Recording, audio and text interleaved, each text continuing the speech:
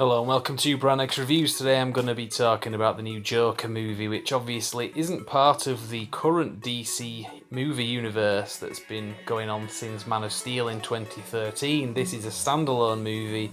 I think Warner Brothers have been kind of wanting to experiment really, because I think some of the public reception and critical reception to the current DC universe has been slightly negative. So obviously they're testing the water with the properties and going in different directions. And in this one they did a pretty good job in doing that really. I mean, this film really does stand out in terms of being quite different and breaking the usual formula that you get, not just with DC but with any of the comic book movies. One thing that Marvel movies get criticised a lot for is their real kind of failure to have great villains a lot of the time, which has definitely been the case. I agree with that. This film really, although it is literally just the villain, there's no other character really in there that goes up against him.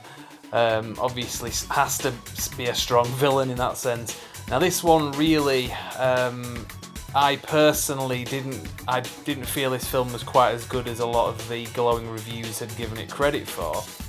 I mean, I like films like this, don't get me wrong. I'm not coming at this from a point of view of, you know, I only like superhero movies, so something different doesn't compute. I like movies like this. Taxi Driver is one of my favourite movies, but I would just say watch Taxi Driver rather than this. If obviously you can only watch one, but maybe do watch this, watch both, I don't know. But I think in contrast, you're going to really find that this is inferior to a film like Taxi Driver, although some of the performances in this, it has to be said, were very good.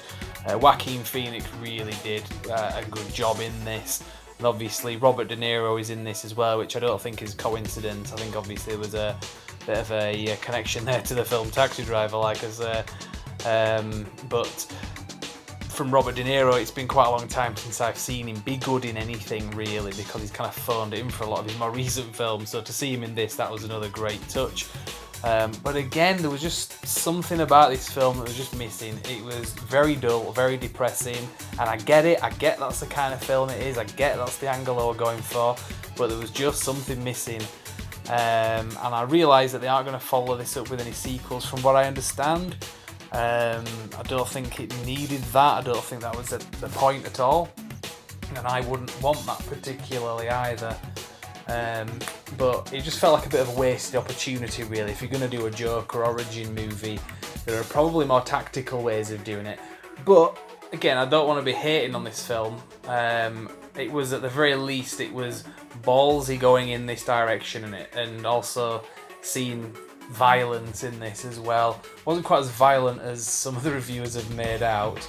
I feel like John Wick, for example, was much more violent, but I particularly think it was quite clever in a lot of ways, and quite inventive that it brought something new to the genre. So mixed feelings really. I might sound like I'm contradicting myself, but I did feel a bit contradicted watching this, just because bits of it were really good, bits of it were a bit questionable. One other thing, and again, this doesn't really affect my review of the film, but there was one really dodgy bit in this. It was a key point in the film. If you've seen the trailer, you'll know what I mean, where he's pretty much looking like the Joker and he's dancing on the stairs. The song, is it Rock and Roll by Gary Glitter, plays. Now, I'm not usually one to get offended if there's somebody I don't like in a film or whatever, but he's a convicted paedophile. Surely as well he's going to be making royalties off this. Was that really the best song to put in this film? Definitely questionable. Now this film has been getting a lot of heat from some of the woke SJW side of film criticisms. I certainly do not want to fall into that at all. I would say give this film a watch at some point. I gave it a 6 out of 10, which is quite low, but to me a 5 out of 10 movie is an average movie. So to give it a 6, I would say it's above average for a number of reasons, but I didn't love it enough to give it any higher than that. So not really much more I want to say without going into spoilers, to be fair. As a DC fan, there's plenty of stuff in this that you can get from it, so hopefully if you do watch this, you'll enjoy it. I just personally came out of this feeling a little bit depressed, so not great. And I'll leave it there. So Brand X Reviews, so you can follow us on Facebook, YouTube and Instagram, but for now I will just leave it there and say thank you very much for watching.